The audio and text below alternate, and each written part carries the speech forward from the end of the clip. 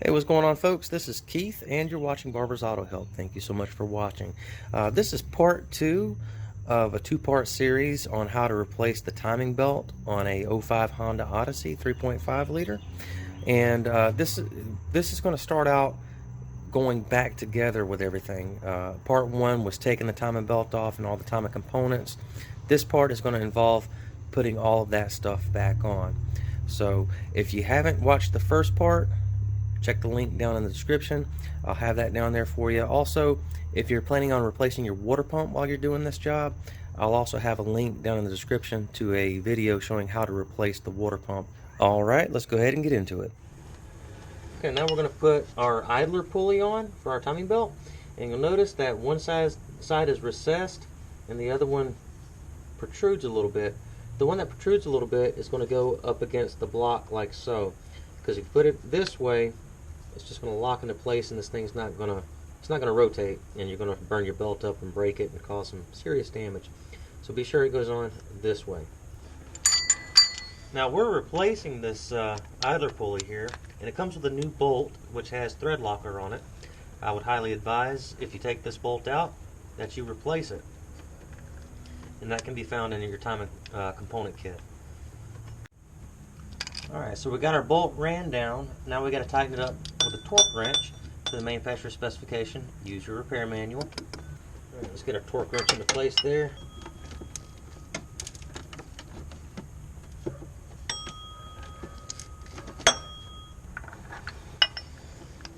Okay, now we're going to put our tensioner assembly on. And just FYI on this bolt right here, I'm not sure if it requires thread locker or not. It did not come with my kit. And I do not see thread locker on the bolt to begin with, so I'm assuming that it does not require thread locker. However, my official answer to you is I don't know. Reference your repair manual and make sure for yourself if this requires thread locker or not. I don't believe it does, but check. Okay, and just an FYI, there is an insert that goes in this tensioner pulley here that you'll need to take out and put in your new one before you put it on. Go ahead and torque it down.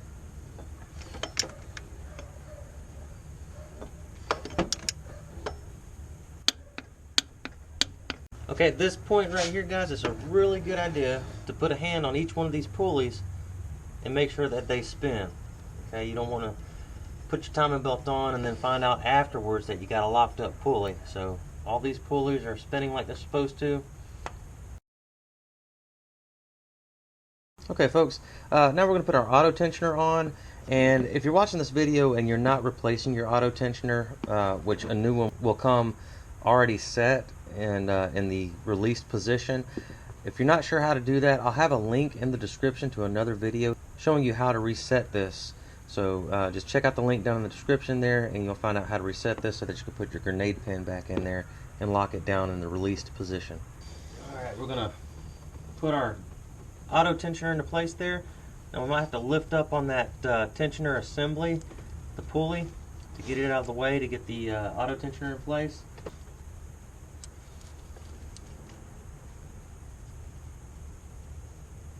Okay, we got our auto tensioner into place. Let's make sure that we can move our tensioner pulley assembly freely, and we can. The lock pin is still in.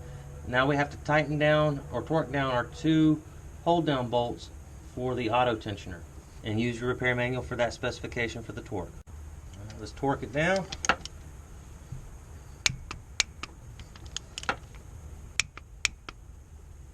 Okay, it's time to put that timing belt on, but first we're going to make sure all of our pulleys are in time perfectly before we start routing the belt. Alright, here's our front cam sprocket, and as you can see, you got the number 1 right there with the slit on the cog, and then that particular portion of the cog lines up with the line in the back right there. So the front cam is in time. Let's check our back. Okay, this back cam sprocket's a little bit more difficult to see, but you can see the line in front right there, and you can see that the particular portion of that cog there, it will behind that line there lines up with the line in the back right there. So our rear cam is in time, and this is kind of diagonal here. This is not a good angle, but you can see that that cog there goes all the way back to that line in the back there. Okay, taking a look at our crank pulley there, you can see we got our little notch in our cog there lined up with that arrow in the on the front of the block there. The crank pulley, or the crankshaft, is in time. Okay, it's the moment of truth. Let's go ahead and put our belt on. Before you do that though, if you have any compressed air, go ahead and spray your pulleys and such down with some compressed air to get any residual coolant off and any debris out of there. You don't want any kind of contaminants to be on your cogs or to get on your belt. We're going to start with a crank pulley. Let's go ahead and ride it right around there. It's going to be a little bit of a snug fit. Just kind of work it around there and push it in.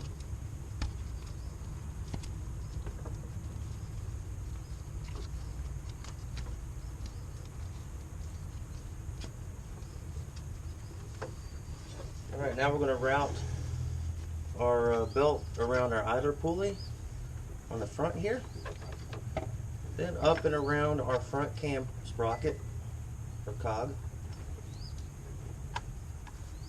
Keep this part tight right here. You're going to keep that tight, but you don't want to keep it tight enough to where you move the crankshaft out of time, so be careful with that. Right, and run this one up underneath your water pump, then up around your rear cam sprocket. That's quite possible I just got ahead of myself there. That tensioner pulley is going to get kind of in the way there, so what I'm going to do is I'm just going to reverse procedure a little bit there. Just take that tensioner off, not the auto tensioner, but the pulley part of it off, and give myself a little bit more room, then I'll stick it back on there. Alright, now that that pulley's out of the way, let's give this one more shot here. Just run it up underneath the water pump pulley there, and up and around your rear cam sprocket. Remember to always keep this taut. You want all your slack to be on this side right here. Now a little note for you, right back yonder here on this back cam sprocket, you're going to be trying to get this belt in, and it's a little bit of a tight fit. You got to kind of squeeze it right in between there to get it on all the way. So you're not doing anything wrong. It is a tight fit. Just make sure you get the round portions of the timing belt into the little slits in the cog there, and it should slide right in. See, like this right here. Got them lined up. Should go right in. Just like that. Alright, so we got our belt routed around all of our pulleys. Now we just got to put our tensioner pulley back on, and I'm going to do that off camera. Of course, you got to torque down the pivot bolt to specification like I told you earlier. Just the same procedure on that. So I'll go put that on, then we'll get back to it. Well, actually, I'm going to take it one step further and take this auto tensioner off too to give me a little bit more slack there to put that tensioner assembly back on. Alright, we got it all back together. Now let's go ahead and make sure that all of our sprockets are still in time. Alright, and there's our crank sprocket there, and as you can see, the dot lines up with the triangle. Alright, taking a look at our front cam sprocket there, you can still see that timing mark lines up with the mark on the back side there. That's a better angle for you right there. You see it's directly lined up with it. On the rear cam sprocket here, you can still see that it is lined up. Also, I can't really get a better angle than that on that for you, but you want to make sure that that line is lined up with the line in the back. Let me get my flashlight on it. You can see that they are still lined up. That line is lined up with that notch in the back there. Okay, now we're going to go ahead and pull our grenade pin on our auto tensioner. We're just going to pull it straight out like that, and you'll see that that plunger is going to come out, and it's going to apply tension to that tensioner. Okay, sorry I had to pull that out off camera. I had to do a little bit of grunting and so on and so forth. So anyway, so that plunger comes out and it pushes this pulley out like that, and it makes this belt tight. So this belt is now tight all the way around. Now we're still not done. What we need to do now is we need to rotate the engine 360 degrees twice. So 720 degrees, we need to rotate that crank, line up the bottom timing mark, make sure it's still in time, and then check both of our cam sprockets to make sure that they're still in time also. And even before you do that, it's not a bad idea just to go ahead and check your timing marks right now before you rotate the engine 720 degrees, just to make sure that nothing jumped out of place or anything. Check your belt routing, make sure it's on all the pulleys completely and that it's routed correctly, and make sure nothing jumped off, okay? So now we're going to go ahead and rotate our crank twice. Okay, so we got our crank bolt back in there and we got it snugged down. Now you do got to watch out for your little key right here. Make sure that that key does not fall out, you know, the one that we looked at earlier that goes in that little slot. So keeping a little pressure on it like this while you're rotating it is not a bad idea, because you don't want that to fall out. Alright, so we're going to go ahead and rotate this 720 degrees. And I'm going to fast forward it, okay? Alright, so we're fast forwarded, and I rotated the crankshaft 360 degrees twice, okay? And you can see that little dot right there on that crank sprocket lines up perfectly with that triangle back there. And actually that little dot on the crank sprocket right there, at a closer look, it's actually a triangle, excuse me.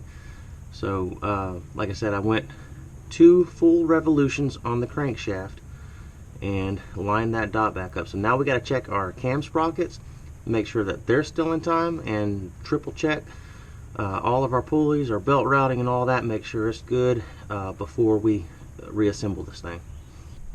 Alright, here's our front crank sprocket or cam sprocket, and as you can see that is lined up with the back there. And of course here's our rear cam sprocket, and I'm looking at this diagonally with the camera here, so it's not dead on like the front one there, but we have this one in time also. If you get a mirror and put it right in front there, you can get more of a dead on angle view at yours to make sure that yours is directly in time. Of course you can also take that slit right there on the front of the cam and follow the rib of the cog that goes back behind the belt, and make sure that rib is right up underneath that slit in the back cover there. Here we go. Let me get a different angle on this. You see you got the timing mark on the front of the cam sprocket there.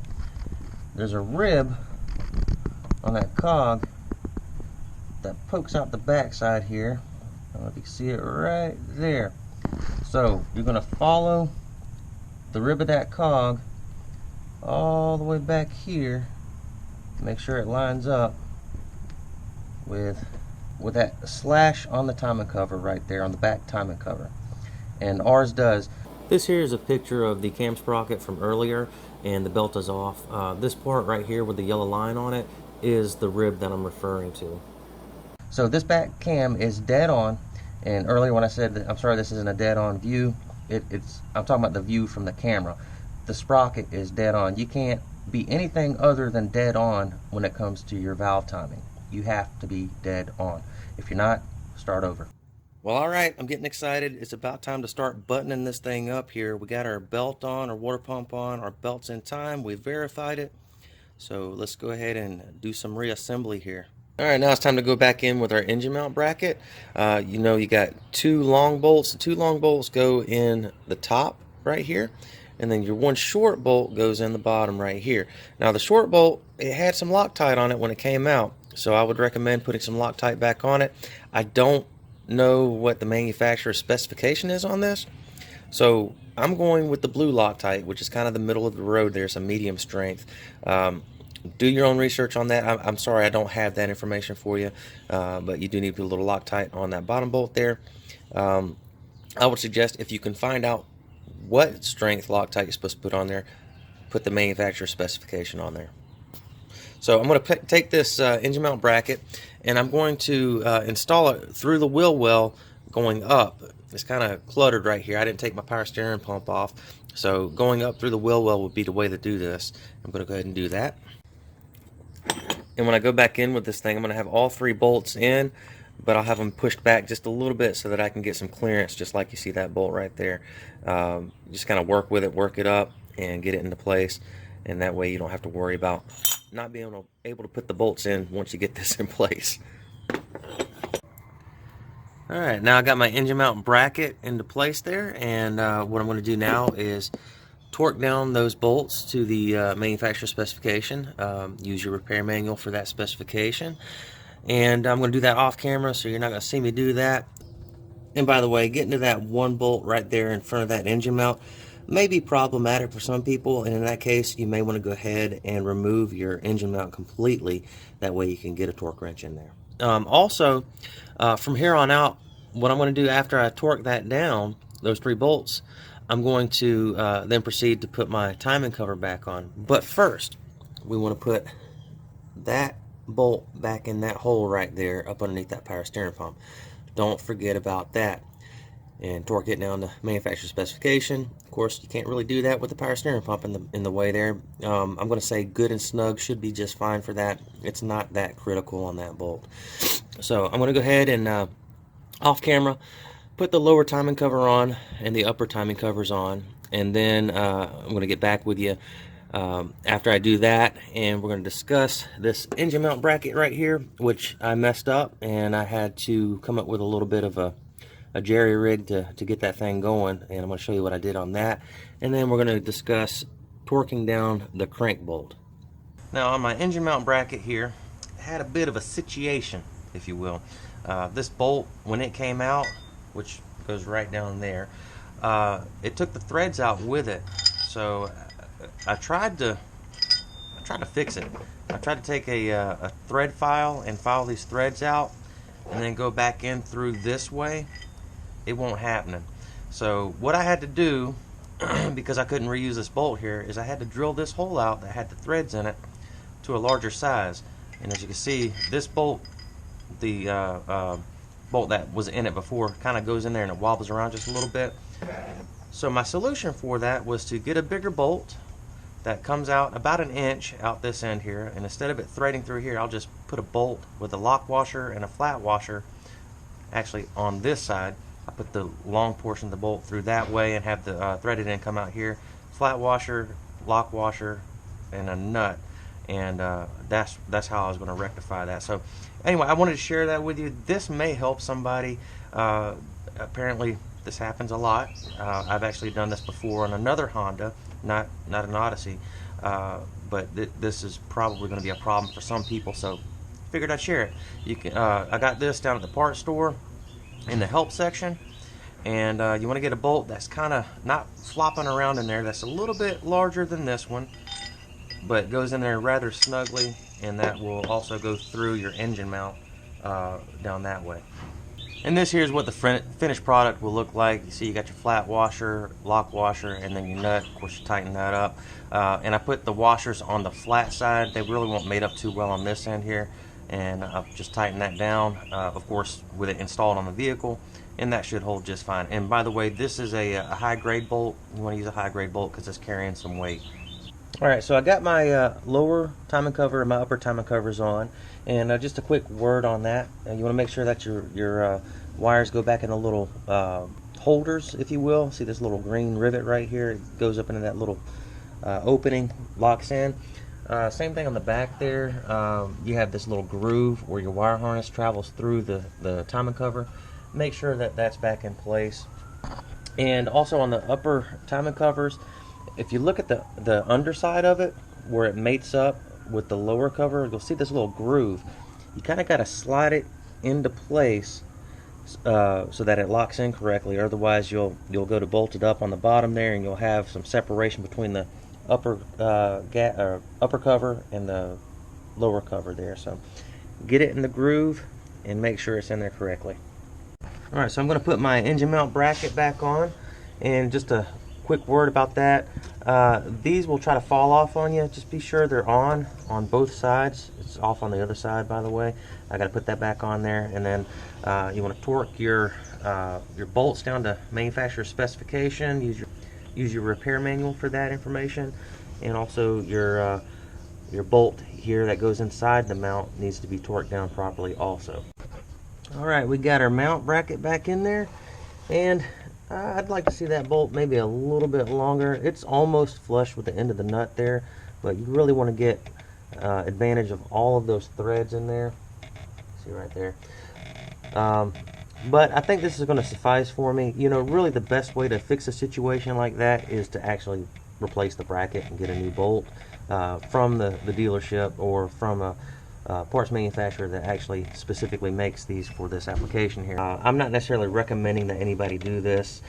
There is a chance that this bolt could become loose potentially on the other side there where the head of the bolt meets the surface of the bracket.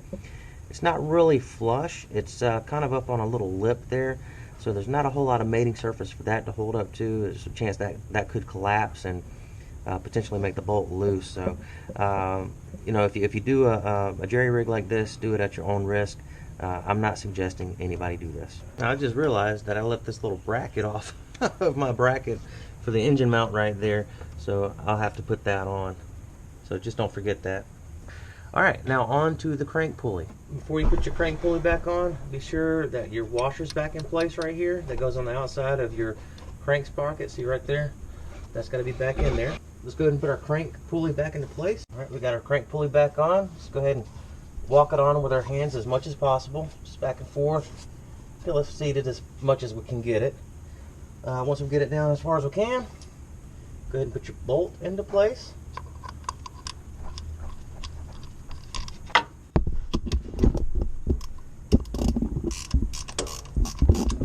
Okay, now we got to torque it down to specification.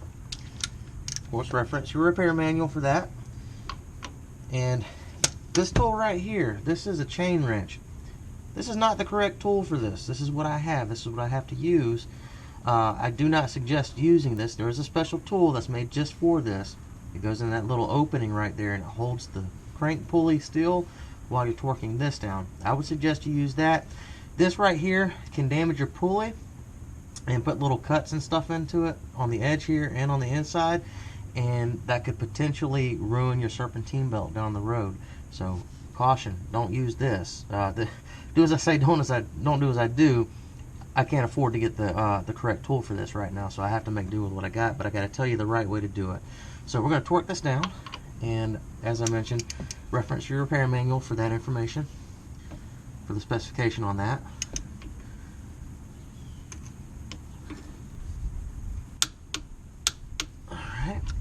Now once you get it torqued down to that specification, you have to torque it another 60 degrees. So we're gonna go ahead and torque this another 60 degrees. So I'm gonna torque this down off camera and then we'll get back to it. Alright, so I got it torqued down. Now at this point right here, I'm gonna go ahead and start it up, make sure it runs okay. And I'm only gonna let it run for maybe 30 seconds, no longer than that. There's not any coolant in this thing and the serpentine belt's off of it, so it's not gonna be charging the battery. We just want to make sure that it's running okay.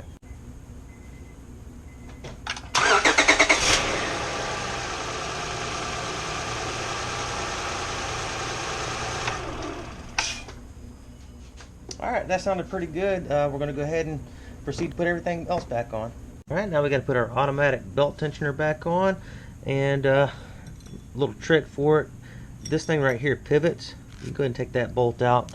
We're going to leave this bolt in though, but we're going to screw it out just a little bit, and we're going to leave that locking tang on there. Actually, we can just screw that off just like this. Okay. Now the reason we did that is so that we can do this.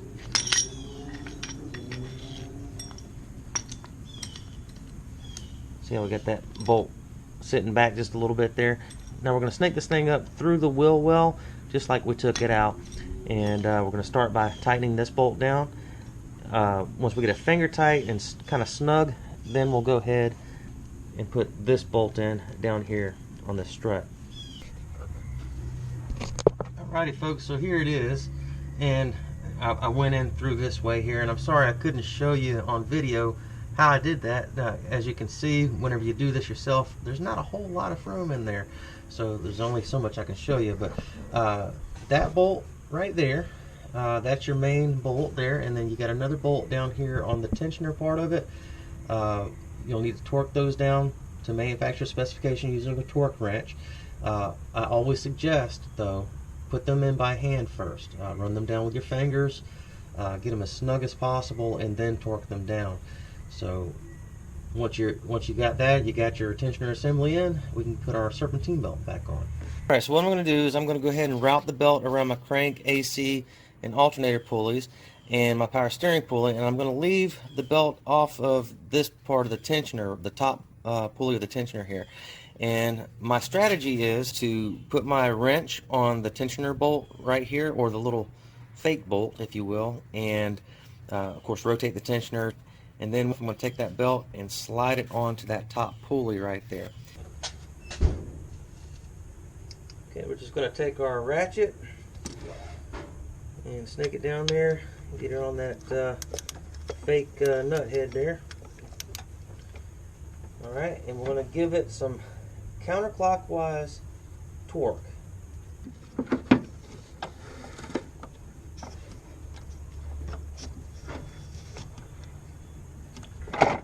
Now while we're doing that, we're keeping the belt taut right here. And as soon as that pulley gets down far enough, we're going to slide the belt over that pulley. Here we go.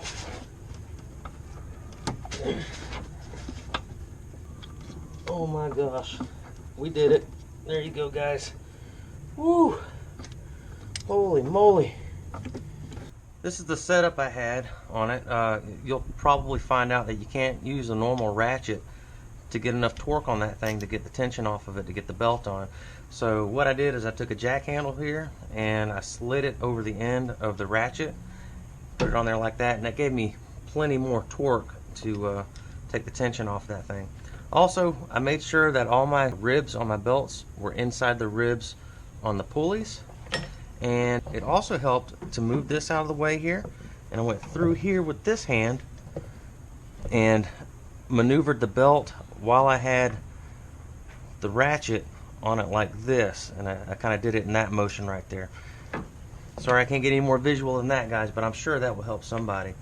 Also, guys, I wanted to take a moment and clarify a couple of things for you. This here is a picture of the tensioner assembly out of the vehicle, and you heard me talking about dummy nuts, and once I even called it a dummy bolt. I didn't mean to call it a dummy bolt. I meant to say dummy nut, excuse me. But you see what my left index finger is pointing to right there? That's the bottom dummy nut. There's also another dummy nut on the top, just above your pivot pulley there, which has the pivot bolt that goes through it.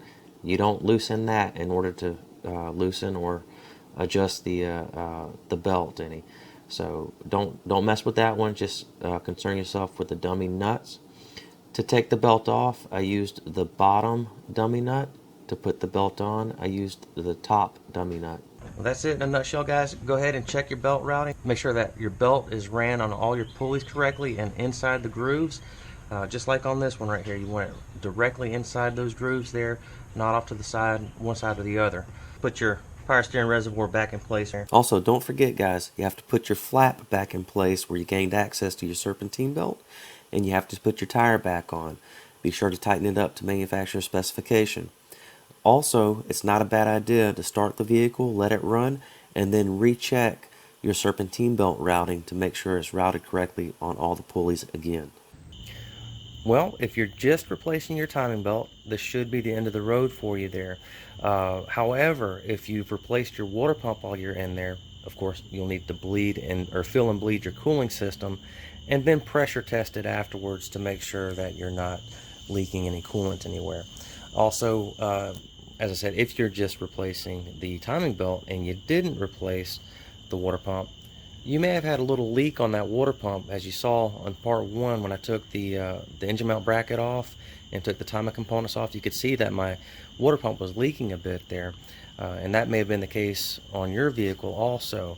If that was the case, and even if that wasn't the case, you may want to still do a pressure test. Even if you haven't replaced the water pump, you want to make sure that you're not leaking up there. There's a possibility that your water pump could be leaking after this. Possibly. I don't know that for sure. But just dot your I's and cross your T's. Do a pressure test, make sure it's not leaking. And oh, by the way, even before you do that, even if you didn't replace your water pump, top off your coolant if it was leaking, because if you lost some coolant, you have to replace it. Okay, now I don't have a video on the fill and bleed process for this engine here. I don't know if and when I'll have that available. This video, I actually filmed this video back in November. It's June now, so if that gives you any kind of indication about what kind of work went into this. And I got a full-time job, by the way, so yeah, I love making these videos for you guys, but I may not have a real big video like this in the very near future. I'm just going to keep it short and sweet for the next few months anyway. Little bitty jobs. So I'm still going to have them coming out. I'm just going to take a break and do some little stuff for a little bit. So anyway, if you have any questions, please comment down below. I'll be happy to get back to you as I can, and I'll answer them to the best of my ability. Please read the entire description down there, guys. There's more very important information found in that description that you need to know before you get into this, and I may have to clear up some things down in the description there too. You need to read that. I'll have links to other videos that will help you along this process, and I'll also have some tags at the end of this video to other videos that could also help you too, and other related videos. Guys, thank you so much. Please like and subscribe, all that good stuff. All right, bye-bye, guys.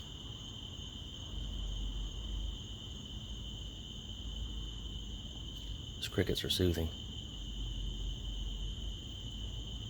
Got a lot of bugs flying around me though. That's kind of annoying. All right, I'll see you guys later. Bye.